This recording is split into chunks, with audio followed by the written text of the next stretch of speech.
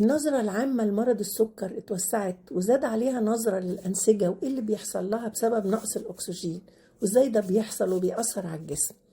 أول حاجة بيحصل ضعف في الأوعية والشعيرات الدموية الصغيرة جدا اللي بتوصل الدم لكل خلية في الجسم، لأن ارتفاع السكر المزمن بيأثر على البطانة بتاعتها ويخليها مش قادرة تحافظ على مرونتها وليونتها. بيحصل كمان نتيجة تراكم المواد الضارة ونواتج الأكسدة، فبيزيد سمكها وسمك الجدار بتاعها كمان وسمك جدار الخلية نفسها، وتزيد المسافة اللي الدم محتاجها علشان يخرج من الأوعية الدموية ويروح للخلية. وطبعا في الأكسجين بعد كده بينقص الأكسجين وتضعف الخلايا. تاني حاجة بيحصل تلف في الشعيرات الدموية وأحيانا انسدادها وتتشوه الأوعية الدموية، وبكده جزء من الخلايا هيتحرم من الأكسجين.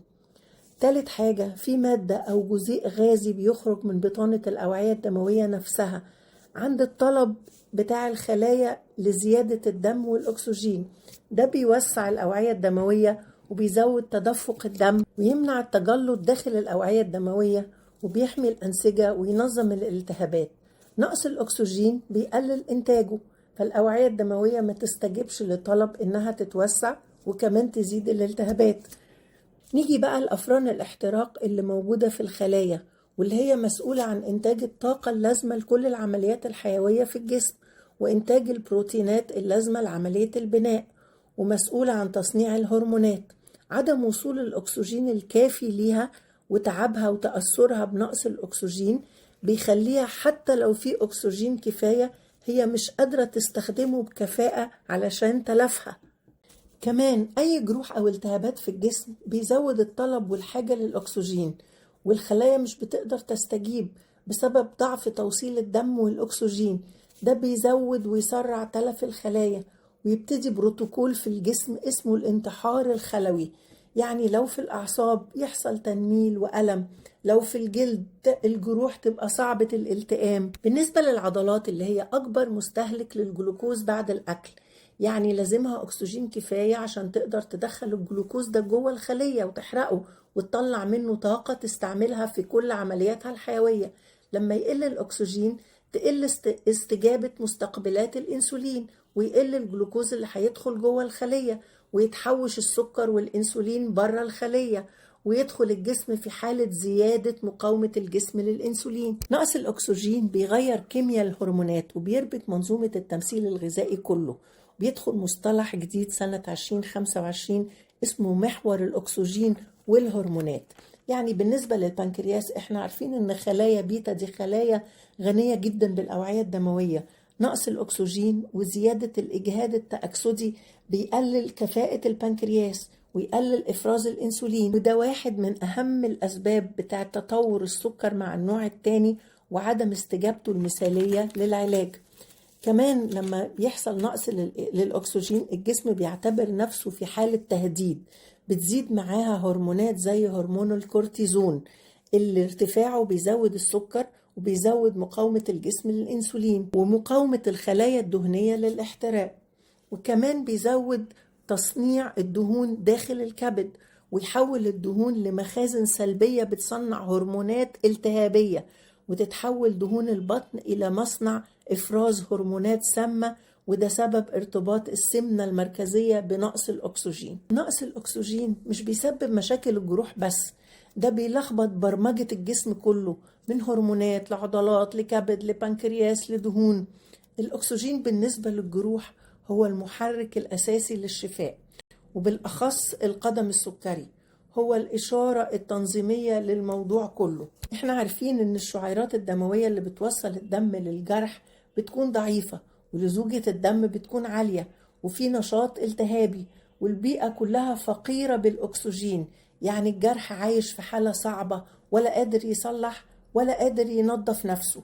الأكسجين هنا يعمل ايه؟ يزود قدرة الخلايا الدموية القاتلة للبكتيريا، بيزود تصنيع الكولاجين، بيساعد على إعادة بناء وتقوية الأنسجة.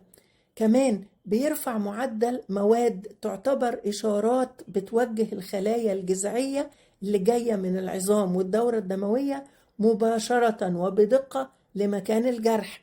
يعني بالأكسجين جهاز المناعة بيتحول من وضع الهدم إلى وضع البناء.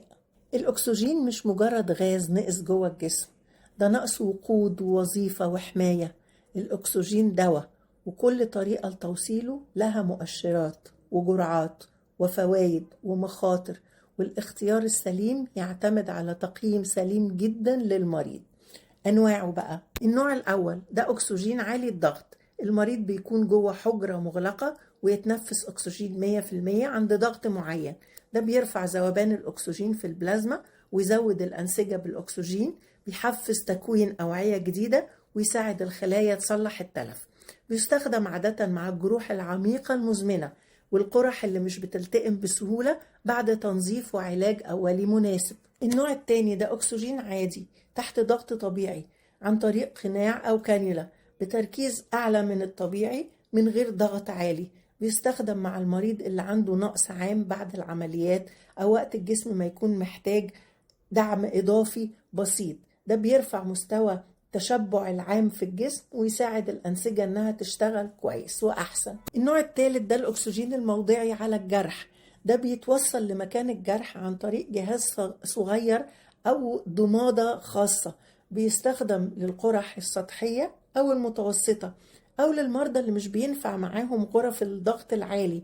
ده بيحسن شفاء الجرح موضعيا وينشط الخلايا في مكان الجرح نفسه. في نوع تاني الأكسجين النبضي المتقطع، ده على فترات أو نبضات بدل المستمر، بيستخدم في الحالات اللي محتاجة تحفيز إشارات البناء والنمو بدون تعرض مستمر للأكسجين. ده بيحافظ على توازن إشارات الجسم وبيقلل إجهاد الخلايا وبيحفز التحسن التدريجي. تقنيات نانوية حديثة، دي جزيئات دقيقة بتحمل الأنسولين وتوصله للأنسجة الضعيفة اللي محتاجة تغذية. ده مازال تحت البحث. ده بيوصل الأكسجين للمناطق الدقيقة جدا الصعب الوصول ليها بشكل متخصص. كده نعرف إن مفيش نوع واحد لكل الناس. لما بنختار الطريق المناسب بنساعد الجسم إنه يرجع طاقته الأصلية على الشفاء وإعادة بناء الأوعية والأنسجة. الأكسجين مش رفاهية، الأكسجين لغة حياة اللي الخلايا بتتفاهم بيها. هو الرسول الهرموني اللي بينظم طريقة اشتغال كل خلية وكل جهاز في جسم الإنسان. الأكسجين هرمون إشارة، مش مجرد مصدر احتراق وطاقة. نقصه مش عرض جانبي متأخر للسكر، نقصه ده المحرك الأساسي اللي بيغير كيمياء الجسم من البداية ويحول الخلية من بيئة شفاء إلى بيئة مرضية وإجهاد وتأكل. علاج بالأكسجين ما بقاش مجرد وسيلة للقرح المتأخرة أو إنقاذ الأطراف بس، ده بقى وسيلة موجهة وانتقائية ومدروسة علميا لإعادة ضبط توازن الجسم الهرموني والتنظيم الغذائي ورفع كفاءة الشفاء وتحسين استخدام الجلوكوز وتحسين كفاءة أفران الاحتراق وتحفيز الخلايا الجذعية والترميم الخلوي. مستقبل طب السكر مش هيكون دواء بس ولا نظام غذائي ورياضي بس، ده دمج علاج كامل. مش بنتعامل فيه مع سكر الدم بس، لكن بنتعامل مع السبب الجذري اللي بيقود الدايرة كلها، والأكسجين واحد من أهم الأسباب والأفرع الرئيسية. هدفنا مش بس نقلل رقم السكر، هدفنا نعيد للجسم بيولوجيته والشفاء الحقيقي.